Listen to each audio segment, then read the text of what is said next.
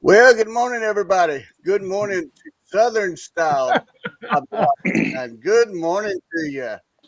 Man, I tell you what, since Logan announced that he was going to join Hobby Hotline, I have wanted to do this show. This show, Hobby Hotline, Southern Style. Welcome, everybody. Welcome. I appreciate everybody joining us, spending your morning, spending some time with us.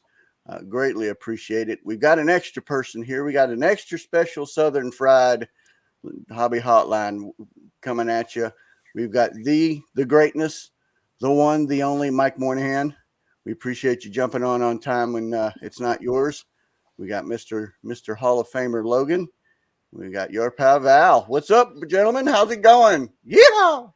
Yeehaw! Hey, y'all. We will do disclaimers. If you can't understand what we're saying, then throw it down in there, and we might actually, try to explain some of the words that are coming out of our mouths, so that you might be able to see what's going on or understand us. Do want to say good morning to Rex, Max, Owen out at the shop. We really appreciate y'all putting this on. But there's a reason why Mike's on. There is a reason why Mike is on. And I wanted to jump off because Mike's was gracious with his time. PSA regulars is ready to return. And I wanted to make sure that, we had enough people. They say if you're the smartest person in the room, then you're in the wrong room.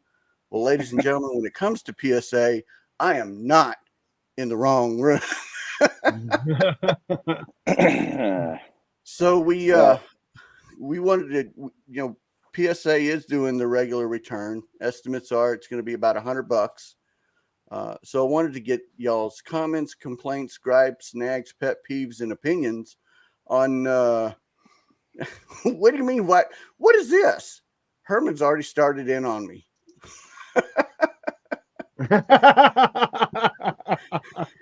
It ain't fake. I just choose to get rid of it sometimes. So, Mike, from a vintage standpoint, with $100 coming out as the estimate, what does that mean for somebody like me that's got cars that are sitting there that aren't $100? I mean, do you just sit on them? Let you start us off. I'll shut up and hit mute on my mic. Well, thanks for having me, Brad and guys. First of all, if you wanted this to be Southern style, you should have said PSA fixing to return. There you go. Yeah. Let me fix that real quick. Hold on now. PSA is fixing to return. That's right. Which Gotta say fixing. And everybody's like, well, what are you fixing? Like, no, I'm about to do something. That's fixing. I'm fixing to. And I thought I was invited also to make you guys more handsome. If There I'm you go. on, then everybody else looks better. So there you go. Fixing the apostrophe goes on the other end, Brad. Good grief. Well, I'm trying to produce on the fly here. Good grief. Jeez Louise. I went to East Texas high schools and East Texas middle schools. All right. They didn't teach us how to spell that well. So I'm in West Texas right now. And for those of you that don't know, Brad's like a full day drive for me to get to him. It's that far away. That's how big Texas is. But PSA, let's talk about PSA. I'm not surprised that they're doing this, and B, I think this is going to be the start of a gradual. I think they're going to keep reducing the price of submissions until they get overwhelmed with cards, and then they'll stop. They're trying to find this sweet spot of what their capacity is, what they can handle, what they can take in, and that price point where that demand is. And so I think they're easing their way down. I don't know that we'll ever see, $20 PSA card submissions again. I just think that would put them back into the same predicament that they're in right now. And so if you're a collector and you have cards that you want to submit to PSA, I would say, especially on vintage, unless it's a $200 to $300 card in a certain grade, right? Because the grade matters like everything, but one grade in vintage, one number can be significantly greater price. It's almost exponential, right? So you've got to be careful. I would tell you, look at your card, lowball it. Like at worst, this is going to be a PSA X, and then decide if the juice is worth the squeeze on that. And then, is that a Southern thing? Juice is worth the squeeze. That's probably an everywhere thing. That's probably an everywhere thing. But anyway, just take a look at it, and you're gonna have to go card by card. I wish you could just send in all your, every card you have. You could do that at $8 a card back in the day. Back in the day when I was a kid and milk was a nickel, we could send all the cards in that we wanted. You got to be a lot more selective now. You got to be a lot more careful, because you send in $100 at $100 price and the card's worth $60. That's not a good deal, if it comes back the wrong grade. So you're going to be looking at I think you're going to see a lot more Mantles and Mays and Aaron and Koufax and Ted Williams and stuff like that get graded versus Orlando Cepeda and Gaylord Perry and Fergie Jenkins and guys like that. Although they're Hall of Famers, their cards, their hobby love just isn't what it needs to be to justify $100 per card. So, Mike, what do you think this does to the PSA set registry? Does it kill it? I think it puts it in grave danger. And the reason why is there's a lot of low dollar cards in those registries. And for me, as a PSA registry addict, self-confessed, self-professed, here too, happy to be one. But, and some people think that's really stupid. Like, why would you let a registry guide your collecting? Well, what else are you gonna, it's as good as anything else to guide your collecting to me. And so, I love the registries. I love completing sets. It's part ego. We have to admit it's part, I like to see myself climbing up the rankings on certain sets, but you've got these low dollar cards that I just don't think you're going to see a lot of them graded, which means if you find one out in the wild of a card you're looking for, I'd get it, because it ain't going to be worth it for you to buy it raw and grade it yourself. That natively increases the price of those cards. Then, if you think it was supply and demand, and does that raise every base card up to right now $100 minimum? Or no, it doesn't do that, Brad. You would think it would. That does make some sense, but the reality is, when you go to a show, like, do y'all remember going to shows and there were literally boxes of $5 slabs, $10 slabs? You could just buy. Well, that's because grading was $6, $7, $8 a card, and a dealer could sell it for, if it happened to not get the grade they wanted, they could sell it for $10 and at least break even. So you've got to. I still go to shows and I find $10 slabs. So but does that change over time as those keep getting bought up and absorbed into people's collection? Once they're in my collection, they ain't going anywhere. Right. So that's one less, and I'm one guy. Imagine multiplying that out across the hobby.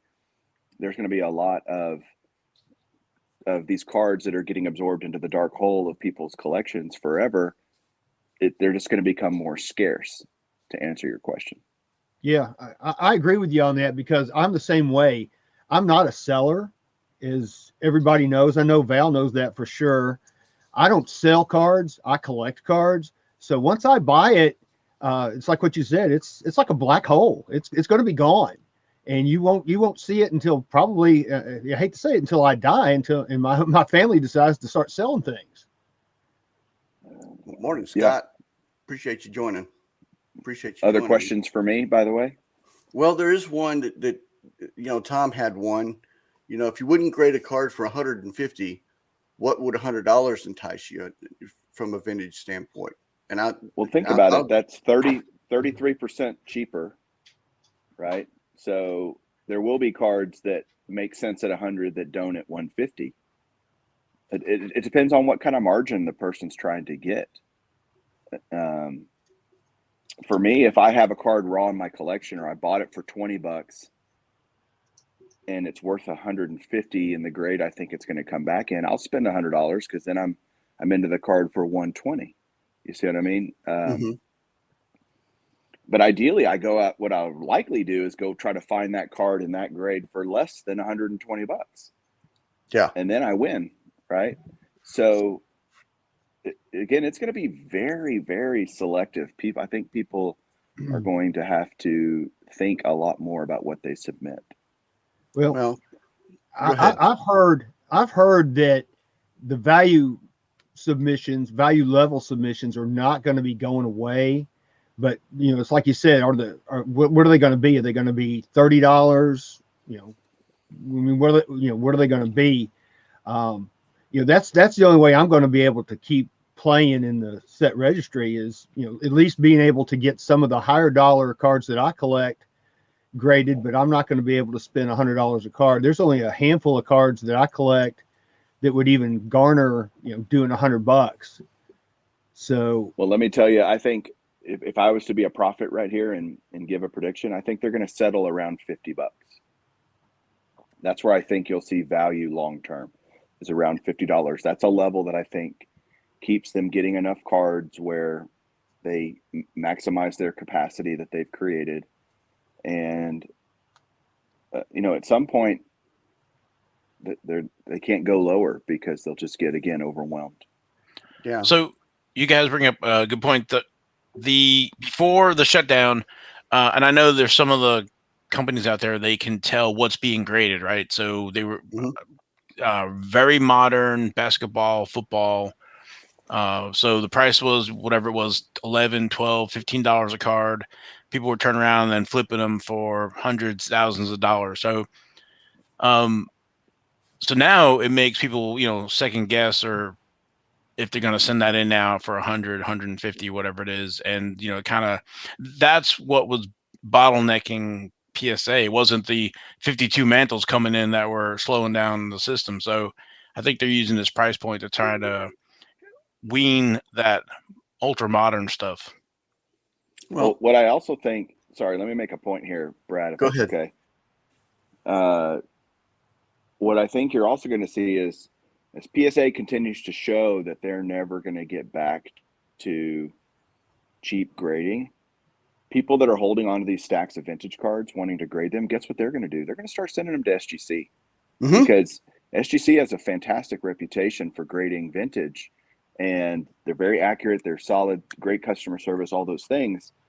I happen to be a PSA guy, and as much as I love the registries, at some point I just want my cards, maybe not me, Mike Moynihan, but certain people might go, I just want my card slabbed because I'm trying to resell them and I want to know what the grade is. There's going to be nothing wrong with those people getting SGC slabbed, getting it slabbed by them. And I think you're going to see a shift over to SGC. Not completely, of course. I think PSA is going to be the king of the hill for a long, long time. But SGC is going to catch up. And I don't think you're going to see a lot of vintage send it off to Beckett anymore, or certainly CSG or hybrid grading, HGA. They don't have a rep yet. SGC has long been grading vintage and doing a great job at it. So that's a shift I think you'll see potentially over the next 8 to 12 months. So do you see PSA being the Porsche and SGC being the Chevrolet? And well, I wouldn't even call it a better or worse. I mean, I think SGC is going to start you're going to start seeing secondary values on SGC start rising because the demand for the card is there. And if I can only buy it in SGC, I'm going to buy it in an SGC slab. As much as I don't want to. My great idea here, guys, I know y'all love the registries, is to create an aggregate registry. Right. A registry where it doesn't matter what slab it's in. If you have the card, you can put it on your list and it just kind of consolidates all of that information. To me, that's been a long time coming. If anybody wants to take that $1 million idea and run with it and charge a subscription fee to have it, I think you'd be very smart. I don't have the technological savvy to make that happen, but just give me credit somewhere. But I think if you did that, somebody did that, that would really start to diminish PSA's stranglehold on this idea of being buying a card just for a registry. So we'll see. I don't know. That's my thought. It's coming. It's coming, Mike. There's a lot of smart aggregators and a lot of smart people out there. That's coming. It's just going to be, a matter of time. Yeah, there's a lot of people that can scrape data. Logan. Go ahead. I was going to say there's a lot of people that can scrape data and aggregate that data. So, I've got this mantle and I've been asking opinions on it. I asked your opinion on it and you said, send it to PSA, but sitting there at $100, I don't know if it's worth sending it for the 100. Is it worth sending it at 50? I don't know, so I know it needs to be slabbed. I know it's authentic because I know where it came from, but I know it needs to be slabbed. So the question then becomes, who do I send it to? And if I send it to SGC, then that limits it limits for lack of a better phrase, a marketplace. And I don't want to go down the sales rabbit hole because we've got collectors on here, but as you three as collectors, if the only option is SGC, do I really, do I sit? Do I wait or do I? Brad, I'll tell you that that gap is going to shrink sooner rather than later between the secondary price of a same, similar grade, whether it's in a red slab or a tuxedo. That gap is going to start getting narrower. I promise.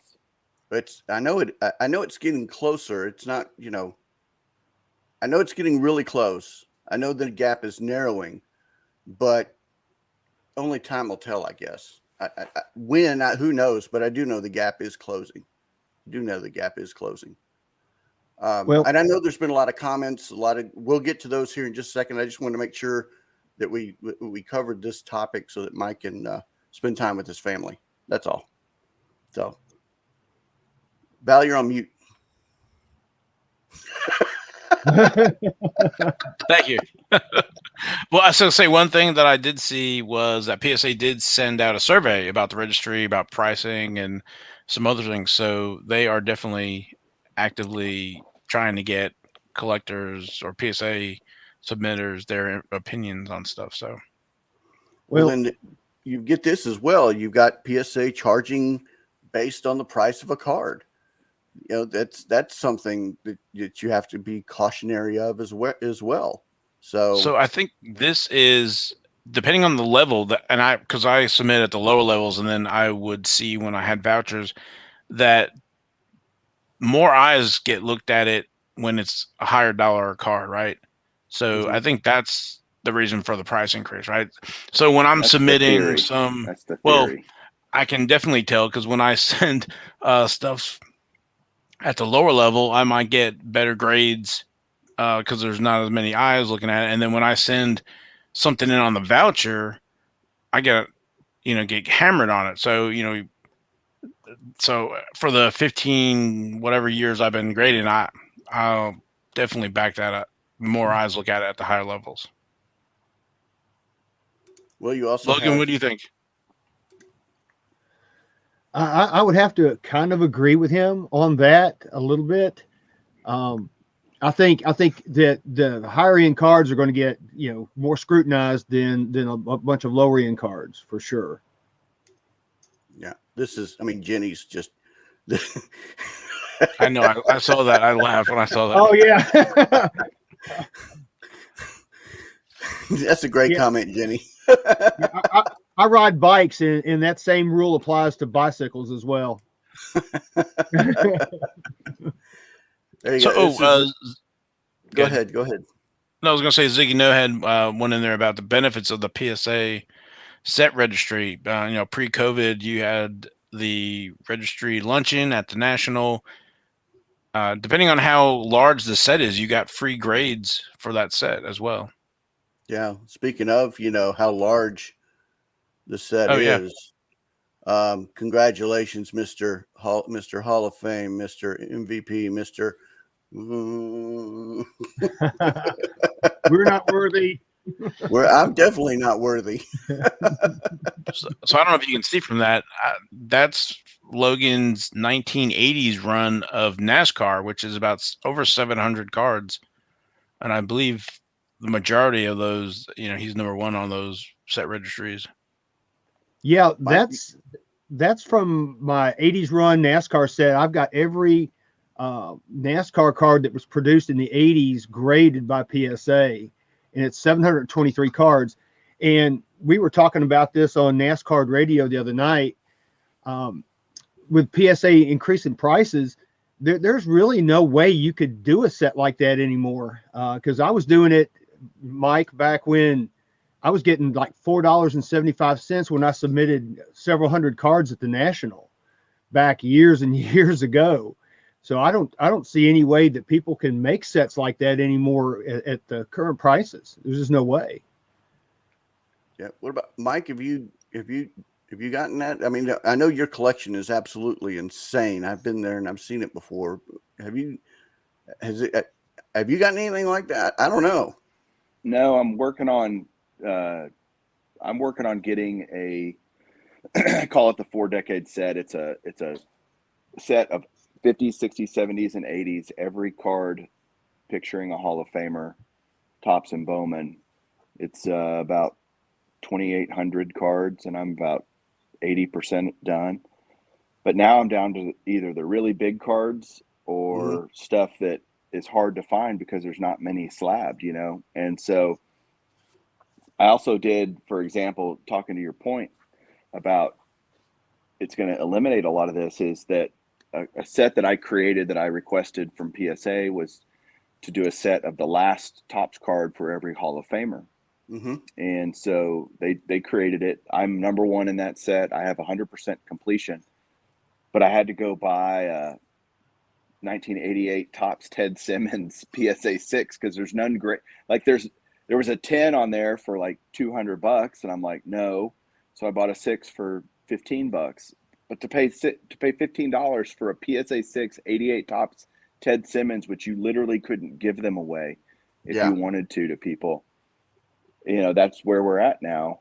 And I was probably the dumb one in that equation because I went and paid it. But I wanted to be 100% complete in that set. And that's the nature of it. And they're happy that people are like that, like me. But it's crazy. That's the lore of the set registry.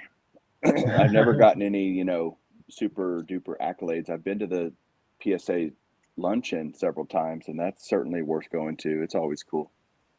Look at this.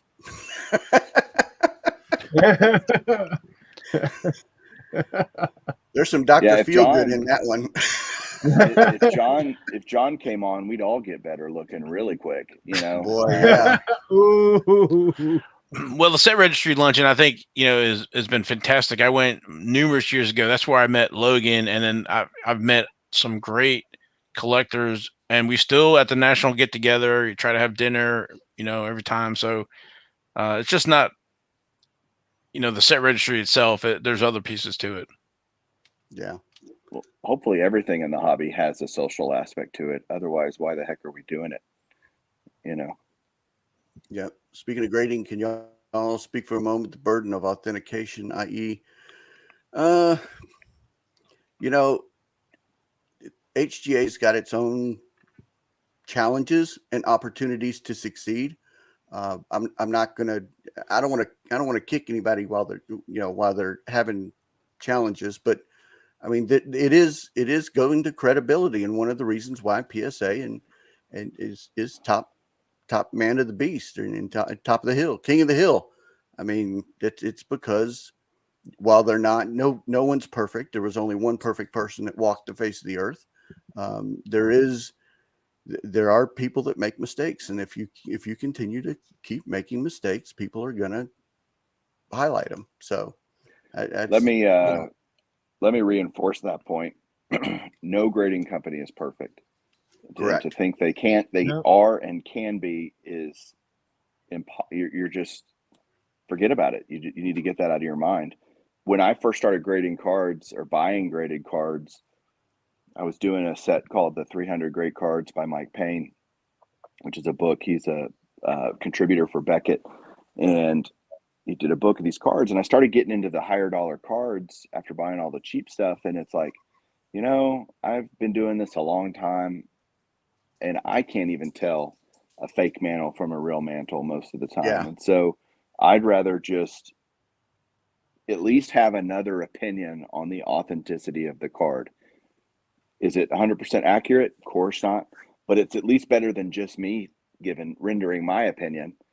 Right. Even an experienced opinion. It's, hey, let me get this looked at by someone else that knows their stuff. I happen to get into PSA deep, and that it's also, there's a lot to this, and you guys can probably talk about this too, but I want everything in my collection to be the same. Mm-hmm. As weird as that is, that's just I think a collector mindset that I don't want SGC and PSA and Beckett slabs and all these different slabs. So I got into PSA, and that's kind of where I made my bed. So you guys feel the same way about that? Yeah, I do definitely. All of my eggs are in the PSA basket. I'm like you. I like all my slabs to look the same. I don't want to have all this myriad of different slabs. I know that some collectors even go as far as wanting to have the same kind of PSA slab, the latest, have everything reslab. But I'm not that far into it. I'm just, as long as my cards are slabbed by PSA, I'm good with that. But I may have, and I'm not trying to ditch any of the other PSA competitors, but I only have a handful of Beckett slabs, and I think I may have one SGC slab. I just don't have anything.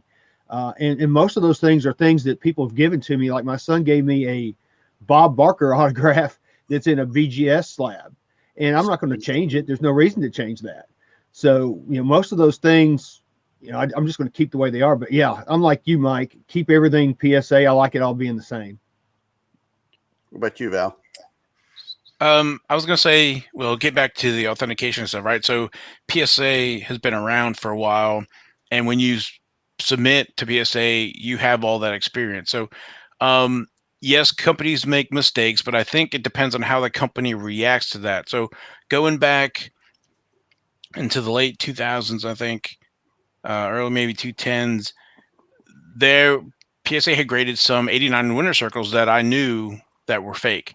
And they would show up on eBay. Of course, eBay doesn't do anything about it, but I went to the National and brought photos to show PSA real and fake, because it's one of the sets that I'm, probably one of the foremost whatever on them. And then those cards disappeared. So eBay, PSA has ways of getting rid of cards out of circulation, or they either bought them up or whatever it is, and taking care of that. So that's another thing that when you grade with PSA, that's what you're getting, that experience that they've gone through and learned all this stuff.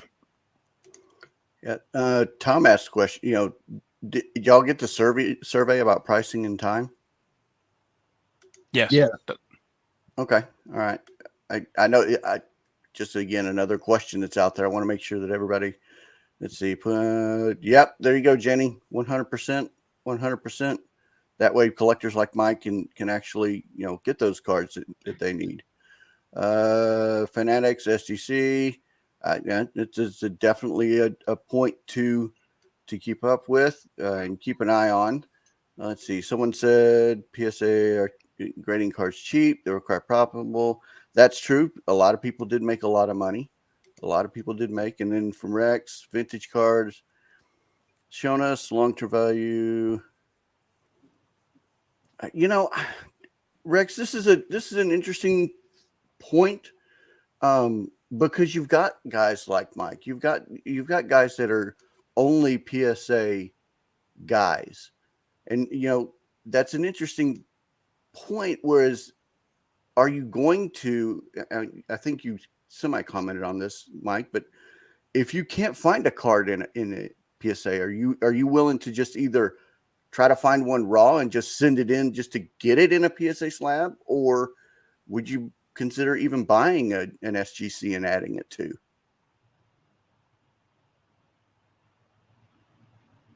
I think he went.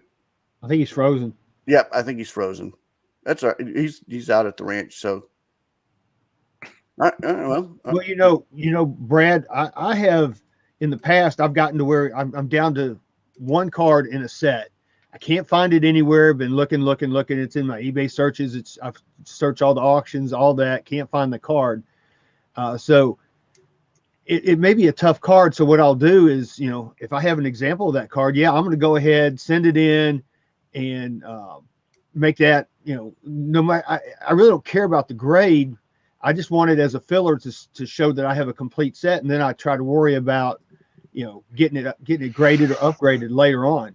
But at least at that point, my set is complete because I come from a generation, I guess, where collecting sets was a big thing. I like completion. I like getting the whole sets. I don't think that's such a focus these days. I think people are a lot more player or team oriented than they are set oriented. But that's how I've done that in the past with my PSA cards. So I want to comment on this one because this is probably geared towards me.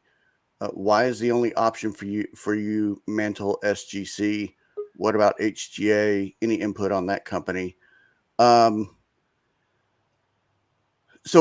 if for me, for Brad, if it's not PSA, if it's not SGC, I'm going to go forensic. And the reason why I would go with forensic is home team. I'm a home team guy.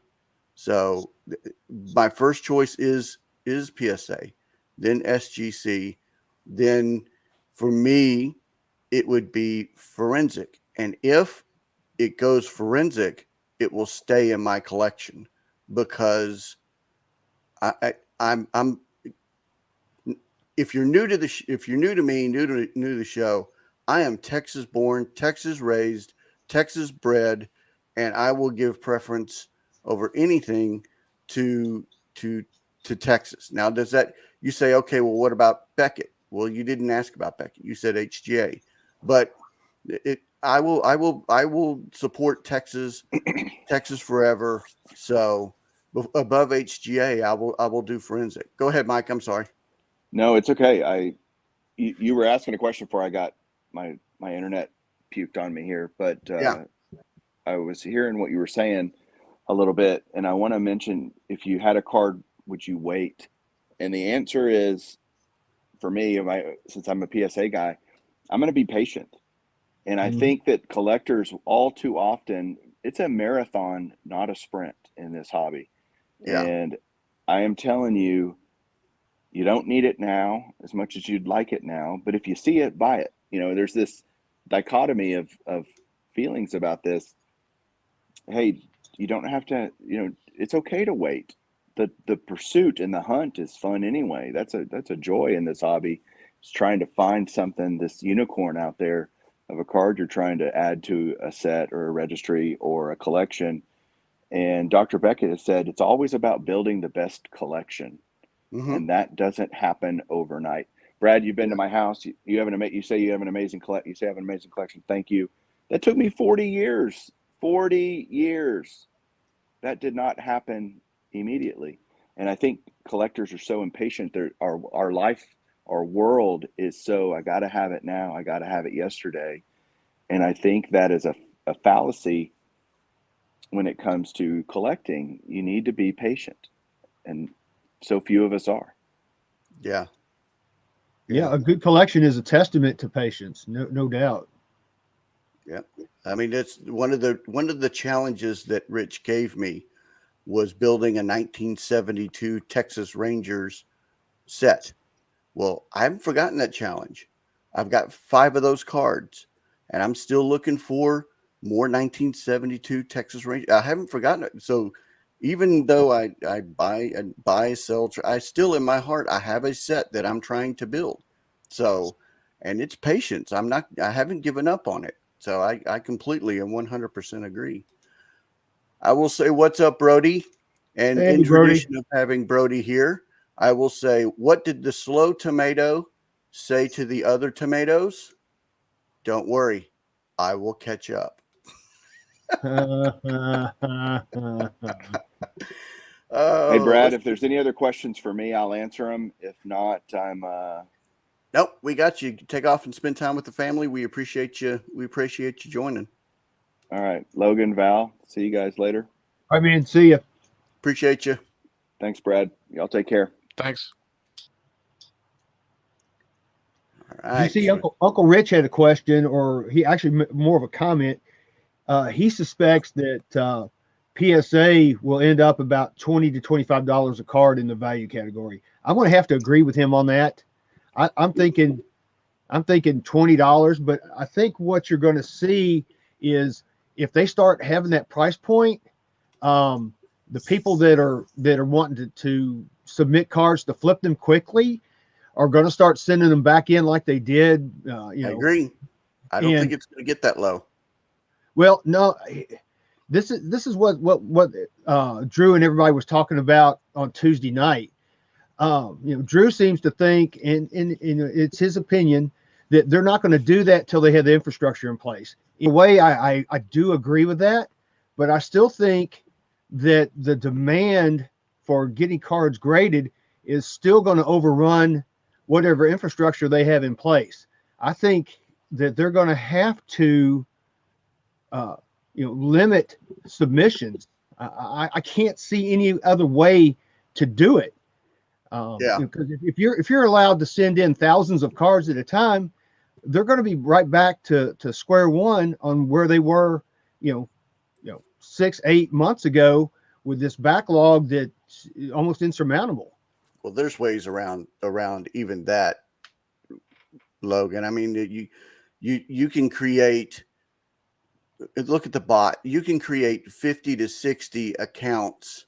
I know. Within a heartbeat. I mean, that's limiting's not going to do anything. I think what might happen if they go that low is they go that low and then they get slammed even if they try to limit it, and then they go, whoa, hold back. Unless they just turn on the Gemini Mint soft, there's so much that could happen that I'm like, but I don't think it's going to go. If it goes that low, bravo, and I greatly appreciate it. And at that point, then you really start to have to worry about, SGC versus PSA and all the others, because then where do you go back to all of? But who knows? That and $3 will get you a Coke. So there's a Texas phrase for you. Well, yeah, I know everything's a Coke in the South. I hear you. Well, I know with the Collectors Club, they could turn those specials on and off as needed. So, they could continue to do something like that to control the influx. So it doesn't mean that at $20 or whatever, it's every month, every day. It could be, every 3 months or whatever. So. Yeah, let's see. I'm running through comments. Let's see. Get Logan. Well, I lost my train of thought.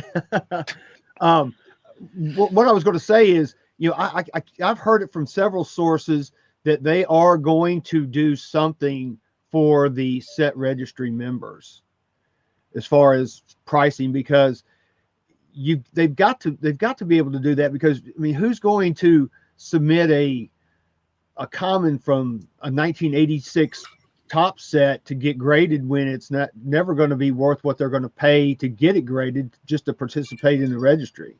So if they want to keep the registry going, they're going to have to do something like that, and they're going to. I think they're not going to let that die. It's like what Val says. It's their secret sauce, right, Val? Yep. Secret sauce. Yeah, and there's comments flowing throughout about PSA and the set registries, and just it's a who knows. Nat's a pretty smart guy. I think he's not going to allow. you would hope that he would be forward thinking enough not to allow that to happen, the backlog to happen again. They're going to find the sweet spot at the submission of what people will pay, the max they'll pay. They're not going to try to leave any money on the table. Yep, I hear. Yeah, so we spent some time on this. We need to move on to another great topic here that was asked. So let's talk a little NASCAR, a little stock car, and a little stuff like this. So let's talk racing. Let's talk racing, and remember now, y'all, rubbing is racing. So it is in NASCAR, not in Formula One. Yep. So.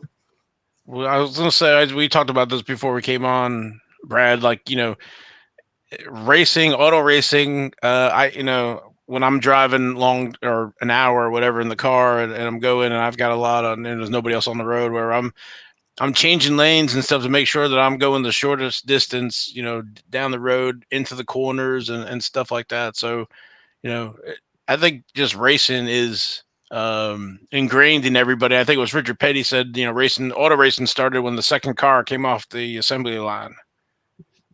Yep, that's very true. And we were sitting there thinking, go ahead, Logan. I'm sorry, I didn't mean to jump on in. No, I mean, if we want to talk about this, now NASCAR and stock car racing, it literally started as stock cars back in 1948, 49. The cars that they were using were cars that were literally off the showroom floor. They had a few enhancements, like they beefed up the suspension just to handle the load, just very minor things. In fact, the rule book back then was very, very thin. As things have evolved throughout the years, the strictly stock series or stock car series, as they call it, which is now Cup.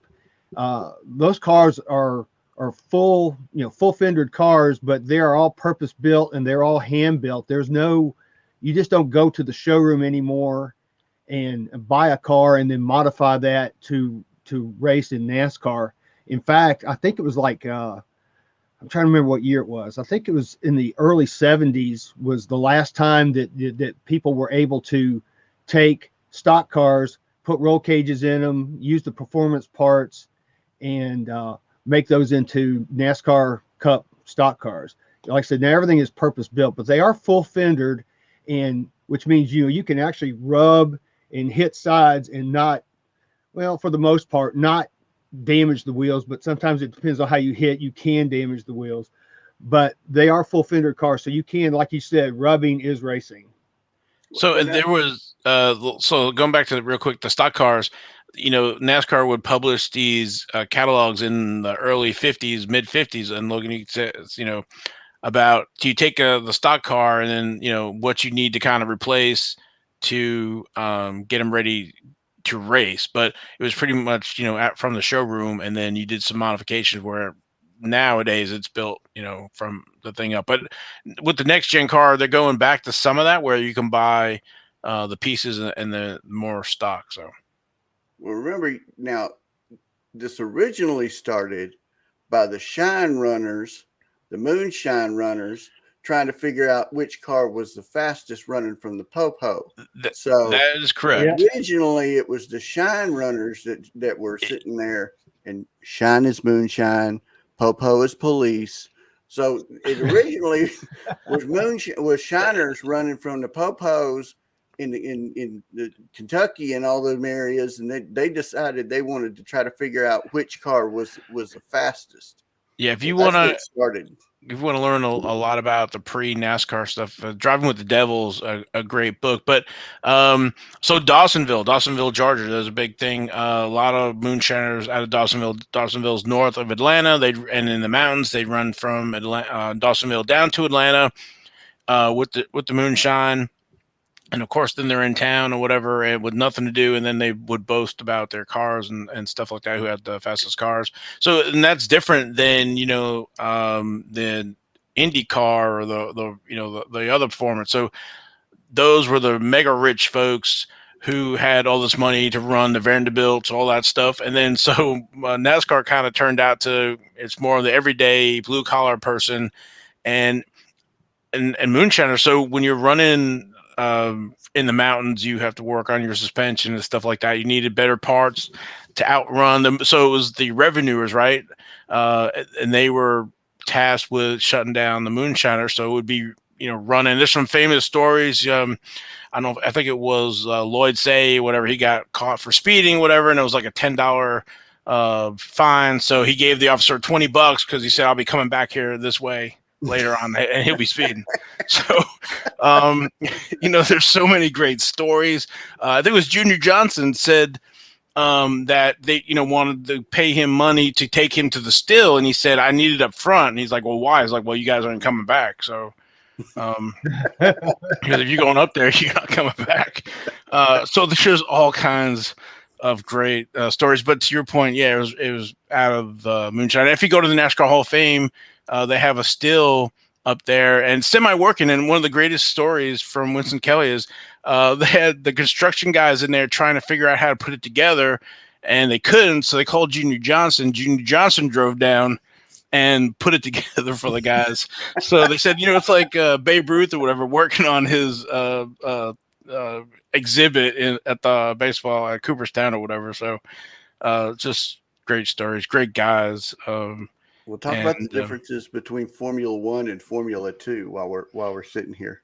Well, Formula One, those are the Formula One cars are, in my opinion, the highest technology vehicles on the planet.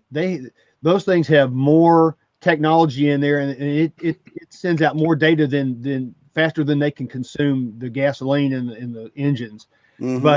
But they are purpose built. Each team in Formula One, I mean, you've got all kinds of different teams. You've got Mercedes, Honda, Ferrari. All of those teams build and design and build their own cars. Mm-hmm. And of course, they're always trying to find ways around the rules, just like everybody else, to make their cars better than anybody else. But like I said, each team has their own model. And if you look at them on TV, you can see they're slightly different. But they are open wheel cars. They're not full fendered cars. So you can't rub and race on those. And also Formula One is more of I guess you could call it a gentleman's sport. You can't block people if they're trying to pass you and they've got a faster car. You kind of have to let them go around you and you can't block them, unlike what you can do in NASCAR. There's a lot of blocking that goes on in NASCAR if somebody's coming up on you. Like I said, it's more gentlemanly. And it's a great sport. One of the things that I won't say that I don't like it, but one of the things that doesn't happen a lot is except for I guess this past week, there's not a lot of passing in Formula One. Usually, the guys that are on the front row, more than likely one of those guys is probably going to win the race. Because they just get out there and they're gone. You can never catch them and pass them again. But again, those are open wheel cars. Formula 2 cars is kind of like the feeder series for Formula One. You've got the young guns looking to move up to Formula One. But the big difference in Formula 2 is those cars are all the same. They're built by one manufacturer. I think it's either like Dallara or Williams or somebody. Williams. Is it Williams? Yep. But all of those cars are exactly the same. So it's more of a test of driver skill and ability than it is, having a like Lewis Hamilton. I mean, he's got in Formula One, he's got the best engineering, best team, best car right now. So that always helps when you have the best of everything. Of course, you're going to do better if you've got the skill to handle it, which he does. But in Formula 2, all the mechanics, the same mechanics work on every car. It's not like, you have a group of mechanics work on, this car and another group work on that car, or different teams. It's the same mechanics throughout the entire series. So again, it's more of a test of skill of the the young drivers, and that way they can be evaluated and see if they're worthy to go up to Formula One. And NASCAR had something like that with the IROC series. Yeah, the International Race of Champions. Yeah, until I think it went to like 2006. But anyway, yeah. Yeah. So I just wanted to show the cars, and then we have, we've got little known as the Outlaw Class. The Outlaw Class is part of the what's interesting about NASCAR, and what some people don't know is that you start out pretty much as a kid running go-karts around tracks when you're a kid, 10, 11, 12, 13. And then you move up into what's next. I can't remember what's next after the go-kart. Like Legends? Yeah, Legends, which is a little bit. Then you also have the sprint, because Kyle Busch's son, he's running something like the Outlaws or sprints, maybe. Because I think that's where Jeff Gordon was running as well, sprint. So there's multiple levels. But to your point, like with NASCAR is actually like a sanctioning body. So it'd be like Major League Baseball over AAA, AA, single A, majors. Yeah, here we go. Any, I don't know, maybe high school ball or whatever. So NASCAR, when you say NASCAR, it's multiple levels. There's ARCA, Series, East, West. So here's the Legends car. So you move up into the Legends car, and then after that you get into what's real fun, which is the Outlaw Class. And the Outlaw Class is like a cage. Let me see if I can find that real quick. I should have had this prepared, but I didn't think we would go. Well, and then there's late model. And then you have folks like Richie Evans, right? He ran, how many races did he win? Like 600-700 races or something? He's in NASCAR Hall of Fame. Yeah, he won. Yeah, it's like six. You're right, 600-700 races. He won a lot. But then we got some comments too about cards. Go ahead, Holy Val. Grail. I'm trying to show off these different cars. Here we go. There's the Outlaw Class, and this gets to be fun because if you're a fan of street racing and a fan of like Too Fast, Too Furious, these cars will run very similar to flowing like that. So that when they turn, they don't just turn; they kind of slide through the turn, and it's a lot of fun and it's a lot of skill because if you miss it, they'll flip real easily. Yeah, they're very top heavy. So they had they ran the Camping World Truck Series at Eldora, and that's a clay track. And then this past year they brought dirt in to Bristol, and so you can watch the trucks and Xfinity races, watch the cars go, and they do the same thing. They go deep into the turn, and then they just slide back up. So doing that slide job there from Dale Earnhardt Jr. Saying so. Yep. Let's see. So Nick, let's go back to the questions.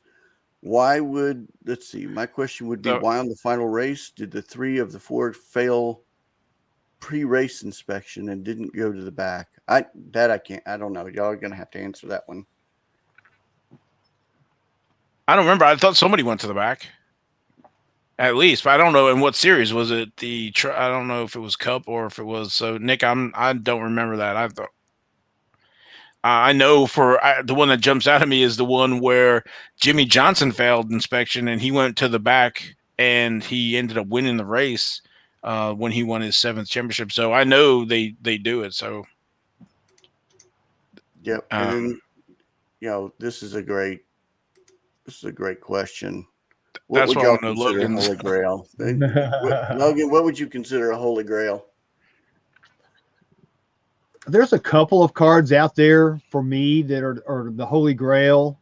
I would have to say, as a set, the 1972 STP set as a whole is the holy grail, and in particular, the Richard Petty rookie card is highly sought after and very rare. If you go look at the PSA pop reports, there's not a whole lot of those cards out there, and Also, another Holy Grail card that I think is out there is what Val was talking about earlier was the 1989 Winner's Circle. There's a promo card of Lee Petty that doesn't have the word NASCAR on the back. It was a prototype, and it's extremely rare.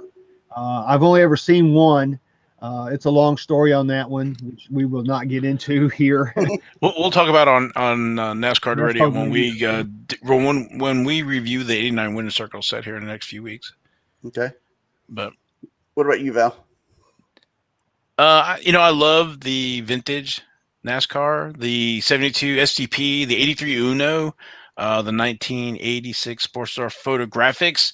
There's some short prints in there with the Dale Earnhardt, Tim Richmond, Harry Gant, and Jeff Bodine. It's just like baseball, football. The early cards were giveaway cards, and somebody once told me that those are the ones that are really collectible because nobody paid anything for them. They were given to them, and they were thrown away or whatever. Get put in a drawer, and there's no they didn't have to pay for them or anything like that. So, and they get lost, whatever. And so these sets, early giveaways are really tough. And the first set that was available by Wax Packs and sets was at 1988 Max. So there's been a NASCAR set produced since 1988, but before that they were all sporadic. And but the '83 Uno, Dale Earnhardt Senior, the one and I guess it could be a NASCAR, not a NASCAR. The '82 Kidco. It comes out of the I don't say Matchbox car, but it's a little car like Matchbox. It was from Tough Wheel, I think it was. There's a card in there. You got 2 cards per blister pack, or whatever. So, but the '86 Dale Earnhardt Senior, and then the '88 Max with the Dale Earnhardt promo card that was produced. They didn't get his permissions to use that card, and Max said they destroyed them. And a few got out, and then there's only like 100 or 1,000 that were kind of officially released with the sticker on it. But then when Max went into bankruptcy and they had the auction and stuff, a few hundred of the promos got out. So Yeah, for me, it's anything signed by number 3. Anything signed by number 3 is mine. I'm a Dale Senior fan, and I've told the story before. I'll tell it again. I stopped watching NASCAR at the moment Dale Senior died. I just couldn't do. I couldn't handle the sport anymore. I thought it was shady. I thought it was wrong, and it's my opinion. And this Texas term, opinions are like buttholes. Everybody's got one. But unfortunately, that the day that Dale Senior passed, I stopped watching NASCAR. And you're talking to somebody that had PSLs. You had somebody that collected tires. I had tires, and I had all sorts of memorabilia. I had PSL seats at the start-finish line, 20 rows up at Texas Motor Speedway. I worked at Texas Motor Speedway. I was in those years. I was extremely heavily into NASCAR, and when Dale Senior died, I just that was it for me. So, but anything number three, that's me. I'm all in. I hate to hear that for you, Brad, because NASCAR is a great sport, and they're doing a lot of cool things these days with the playoffs and the way they're doing, the different races on the schedule with dirt and more road courses and things. It's very exciting now, probably more exciting than it's been in quite some time. But I understand where you're coming from. I mean, you're not the only one. There's a lot of people that feel the same way you do. I've talked to several people. In fact, I was at that race, and I knew as soon as they whipped out the blue tarp to cover the car that it was not good. And we didn't find out till way after the race that he had passed. Well, that day, I just found the videotape. I have the VHS tape of that accident. We went to the movies that day, and I recorded the race. because again, I watched every single race. Forget it. If Dale Sr. was running, I was watching.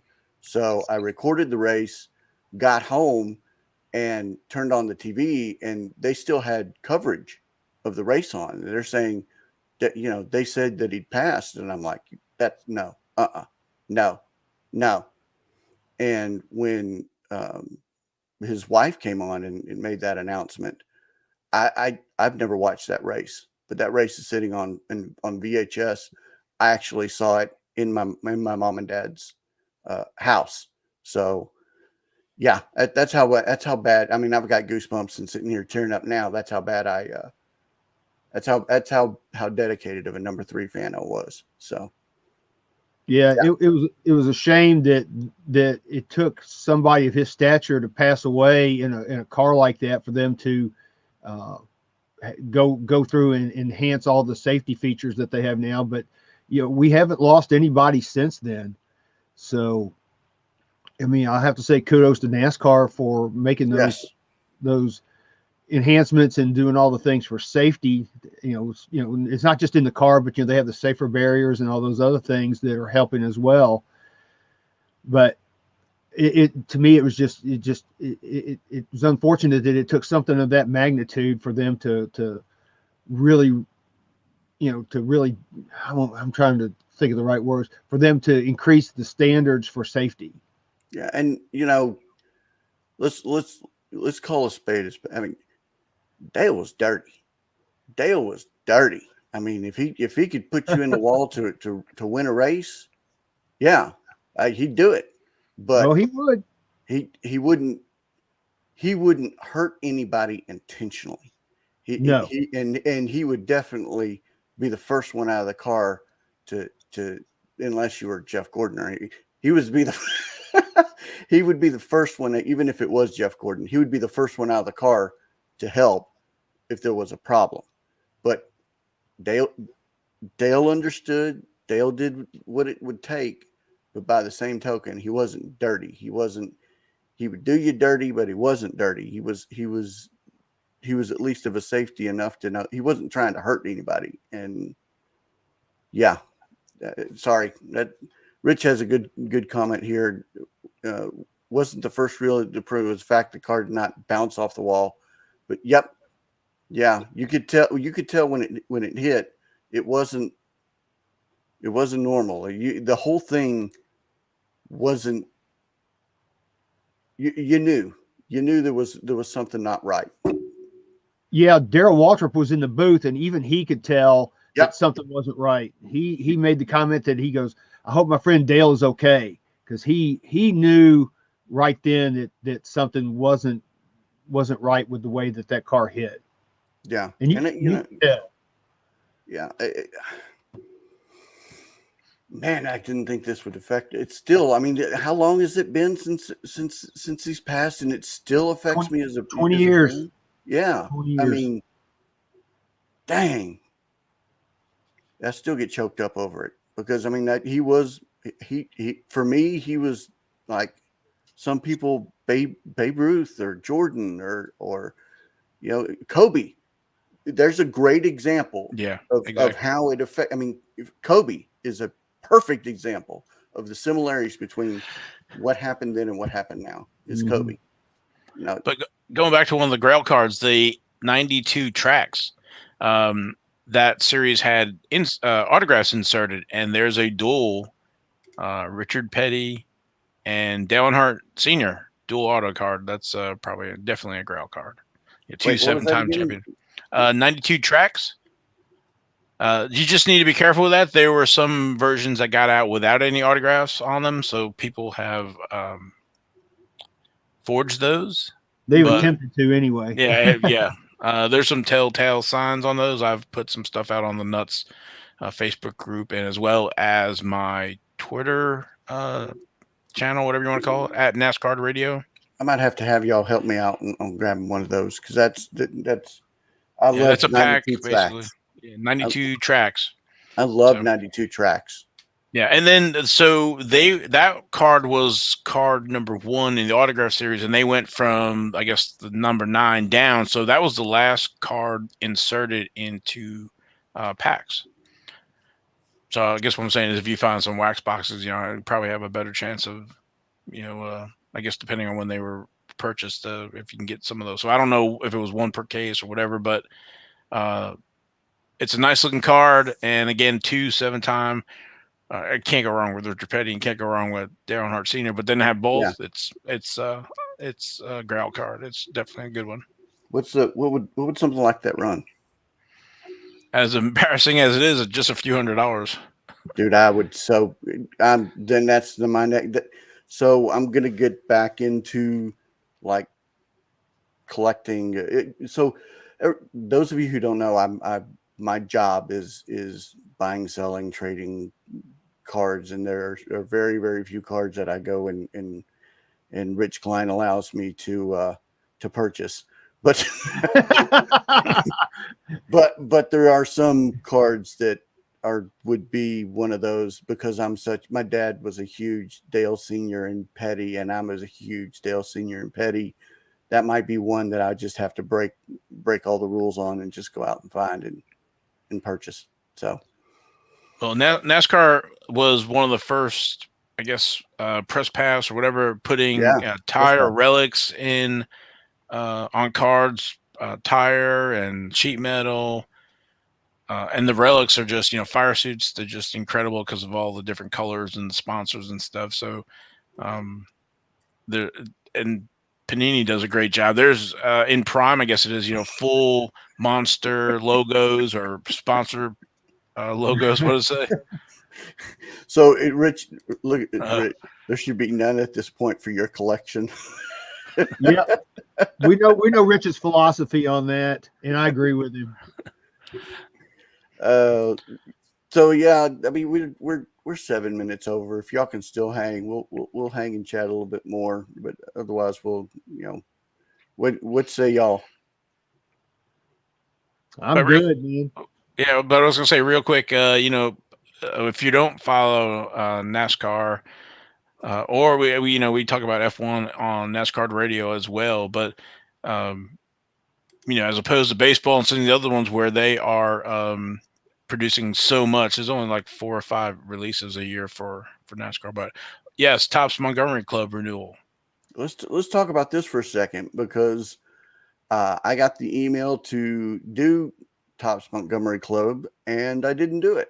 I didn't pull the trigger. I did not sign up for Montgomery Club. So we'll let you guys talk about, did you renew, and if you renewed, why?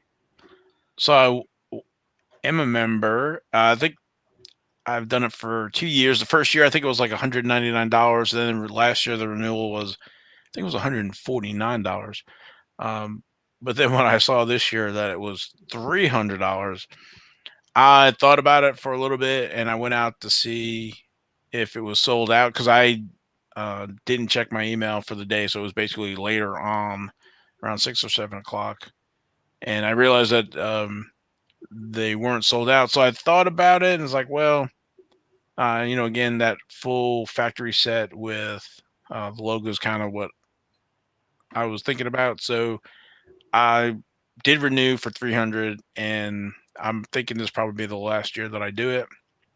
I was very shocked to see that new members is $600. So yeah, that is just crazy. Now I know you can buy the product first, that like the F1 product and some soccer and stuff like that, which I have done, and so that was my reason for renewing. Hopefully, there's going to be another F1 Sapphire product and some more soccer F1. I mean, sorry, soccer Sapphire. Logan, what about you? Well, I am not a member. I wish I had done it when I had the chance to do it originally when they first started it. I thought about it and did not pull the trigger on it. But then when I saw $600, because I was thinking about this time maybe just going ahead and joining, but then $600 is like, no, I'm going to pass. No bueno. Yeah, I mean, 600 for somebody who's full time in the hobby. with, the hobby slowing down, for lack of a better phrase. That's just a huge pill to swallow. Mhm.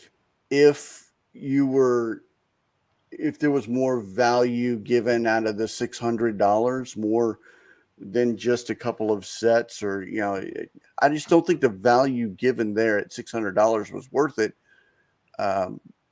Because if you look at it from a business standpoint, you've got to amortize that. Yes, that's a big word for Southern style hobby hotline, but you got to amortize that into everything. Then that increase your cost, which increase, Mhm. it lowers your profitability, and that squeeze ain't worth that juice. I mean, it's sure in 2020, okay, 2021, yeah, 2022 with Topps losing its license, and then they're going to crank out everything in the grandmother. I didn't think so. I didn't think so. It just wasn't there. So there you go. There you go. Right. Okay. Interesting. So I would love to see like y'all's story as you go through on if Max thought it would be worth it at the $600 range. Now, one thing that I saw people were highlighting it out on Twitter was that there was a little sentence that said Topps could end the program at any time. Yeah.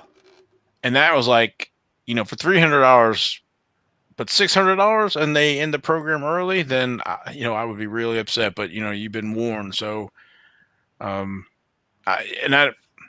don't know if they just gave them an out, but I don't necessarily see them doing that, but I don't know why they would include it. So Yeah. I mean, it just, I just didn't see the squeeze worth the juice. Even at 300, I was going, as someone who still has to amortize everything, who doesn't have a physical store, who doesn't have, who's relying on eBay sales and online. It just, you don't know what's going to happen to be able to do that. So I didn't take that chance. I didn't take that chance. You've got to take your shots where you can. So Yeah, it just wasn't worth it to me. Not at $600. I'd have probably pulled the trigger at 300 if that was for a new member, but that was just too rich for me. yeah, and there you go. Let's see where box prices end up. If the box prices end up being ultra super high again, then what does that do to the? I mean, too many there ifs is for me. there's some opportunity. So the F1 Sapphire from last year, I believe it was like $175. If you go out to the big three, they have boxes, and it's not a big box. I don't know how many packs are in there, but basically, it's approaching $2,000 for that F1 Sapphire box. So, um, you might be able to make your money back with one super great product. So, but again, that's taking a risk. Again, the price has doubled, and we don't know what 2022 is going to look like. Yeah, I couldn't. I don't know. I didn't feel the squeeze was worth the juice. It could it have been? Sure. Am I going to get halfway through it and kick myself in the butt when something hot and new comes out? Probably. But at 600, I'll take my $600 and spend it on three DAC rookie cards that I know that I can make money on later at a more safer bet. So Well, the tax laws are changing next year as well, so that's a whole nother thing. If you're going to let's get take into it and that too. yeah, I mean, if you're going to take it and sell it just to flip, that's different than if you're buying it and you're opening it. So, there's all kinds of things in play, and everybody's trying. It just seems like the market has gone up, and everybody is trying to get their piece. Retail products have gone up at Walmart.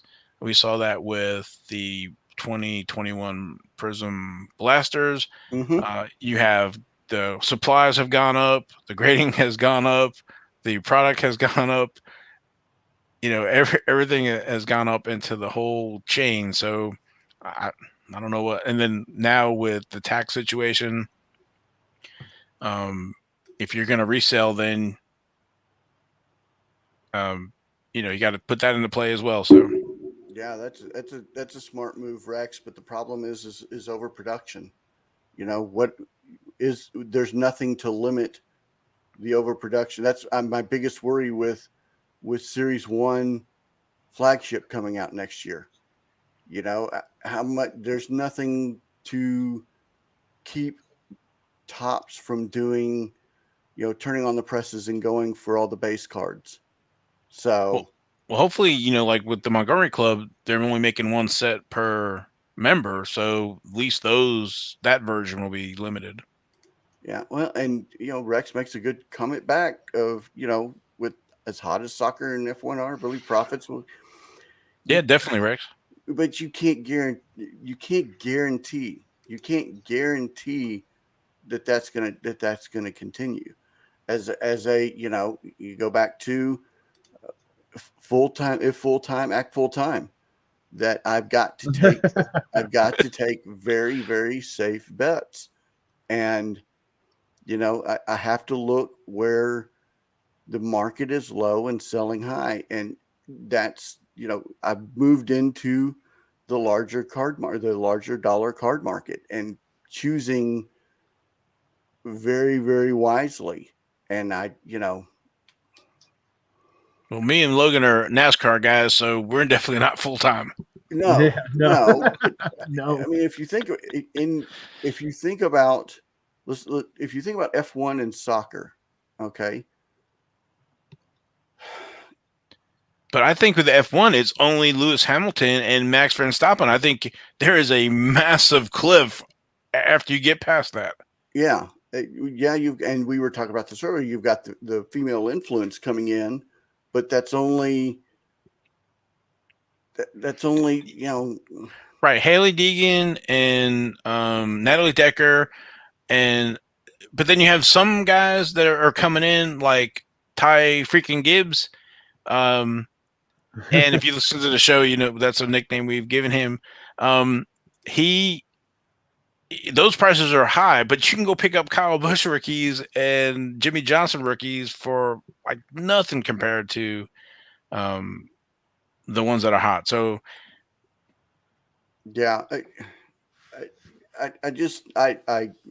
Rex, we'll duly note this and pinpoint this for later. But if it comes up and bites me in the butt, then it comes up and bites me in the butt. But this is something we can talk about for the next year to see what kind of offerings are given to members and how much they are, because that's the other thing too, right? Is they can put that F1 box out, and so instead of $175, is it now $600 or $1,000 for members? So we don't know what we don't know.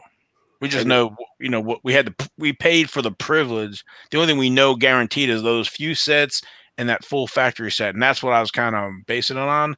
Right. Everything else is speculative because, what was it? The soccer for the Steve Oki or those boxes. Yeah. Those, I think they were like $200 a box, where maybe last year, they were $100 or whatever. So. Well, and I'm a little gun shy too, because I bought, there was Topps Chrome Sapphire that I bought, and this is probably what made me gun shy. Was I bought 2 boxes of Topps Chrome Sapphire last year to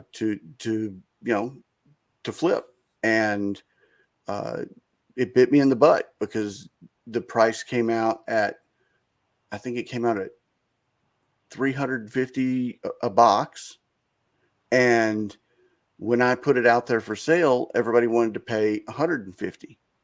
Well, they didn't realize that Topps increased the price on the base of that car, on the base of the box. So I ended up holding them and making no money on the deal. So that may be another reason why I was a little gun shy. So I think you can't time the market, right? So you have to be all in. You have to buy the winners and you have to buy the losers. So I didn't buy the garbage pail kids. So, Right. if you didn't buy the Garbage Pail Kids or the F1 Sapphire or maybe the Soccer Sapphire, then you totally missed a boat, and you bought the Ginter X Mm-hmm. and the other ones. And, some of that stuff, you're just trying to break even or maybe lose a little bit, but you just can't pick and choose the ones. You got to go, you're basically in for all of them, or you risk, missing out, picking, Mhm. not getting their stock that's going to be hot. Like we talk about Lewis Hamilton and Max Verstappen, if you don't, you have to have them, or you just can't do the other one. So Yeah, in for a penny, in for a pound. And I don't sell overseas. I don't sell to Canada. I don't sell to south of the border, and I don't sell. That's just because every time I've done, again, for me, every time I've done it, I've gotten bitten by I didn't receive the card, or it comes back to me 3 or 4 times because the address doesn't match, and then I got that whole fiasco to deal with, or so I've been bitten by. If I opened it up to sell overseas to Europe or Japan, I mean, we've talked about this, Val. Then it completely opens up the marketplace, and I just don't. I don't do that. So I don't know. I don't know. Logan, you're quiet. Well, I mean, I've never been a Montgomery Club member. Like I said, I wish I had done it when I had the chance to do it when it originally started, but I did not do it. It's just one of those woulda, coulda, shouldas. I just didn't do it. But I mean, you're right. I think Val's right. I mean, when an offering comes up now for the Montgomery Club, you're pretty much obligated to have to buy it if you you've got to take that chance. Whether or not you may win, you may lose. But it's like what Val said, he did the Garbage Pail Kids, and those things were hot. yeah, I Yeah. wouldn't have never guessed that Garbage Pail Sapphire was, at least with the F1, I knew that F1 was hot because of the chrome and some of the other stuff, or even the soccer, because people have been talking about soccer for the last few years. But um, you just never know, right? We've all been in this hobby a long time. We've seen all kinds of different stuff. The Funkos and Beanie Babies and this what the little sports bobblehead things that were back in the Oh late yeah. 80s, starting lineups, McFarlane's figures. I mean, it's just Yeah. Yeah. everywhere. Pokemon, Magic Gathering, just Yeah. non-sports even, right? Yeah. Well, Exactly. it's kind of like what Joaquin Andujar said one time. He could sum it up in one word: you never know. Or you never know. You never know. That's right. I think that covered pretty much everything we wanted to talk about today. Or at least that's all I had. Well, I Is there appreciate anything everybody y'all got? spending the morning with us. Yeah. Yep. Thanks, Yeah. everybody. I'm headed to Longview in the East Texas Card Show, and gonna go try to get a picture with Mr. Spud Webb, and Oh, shake a paw and kiss a baby. And I'll be headed out that way. And I'll when I get out there, I'll do some Twitter lives and let everybody see what's going on out there. What you got planned, Val? Might go to the movies. There you go. Need to go see Ghostbusters, man. That's a great movie. Went saw that last night. What It's either about you? Ghostbusters or the Eternals. I think I haven't seen that one yet. I hear you. I hear you, Logan. What's up for your afternoon? well, as soon as I get done here, I'm heading to the Mid South Card Show. It's about Nice. 30 minutes. About 30 minutes from here. I'm gonna go spend a little time out there. Then I got to get back home. My refrigerator's on the blink, so the repairman will be coming later this afternoon. So I got to be back for that. So that's my day. Make sure you catch it if it's running. Yep. Well, everybody, we go ahead, Val. Go ahead. I was gonna say, thanks for Rex and everybody at the shop for watching and participating, as well as everybody else who participated in the chat. So have a great day, great weekend. And we appreciate we're you. not going to see everybody. Also, happy Thanksgiving, everybody, because I won't be on the Tuesday show, whatever. So, be thankful for all the many blessings everybody's got. I hear you. I'll end it up as the same as I do at on my show, and I'll just say thank you everybody for spending time with us. Thank you for spending the morning with us. Rex and on Max and Owen, thank you for putting us on at the card show. I know y'all don't have to. We really appreciate you spending time with us this morning. We genuinely appreciate you spending the day with us, making us a part of your morning and some coffee. Thank you for the comments, gripes, complaints, nags, and pet peeves. If you have any nags and pet peeves, it's sportscardnation1 on Twitter. I will say, if you have, support your local LCSs, support your local card shows. And if you have any prayer requests, please let me know. I'll pray you up because I do bend a knee and do pray every morning before I roll out of bed. So, Logan, you look like you got something. No, I was just looking at some of Uncle Rich's comments.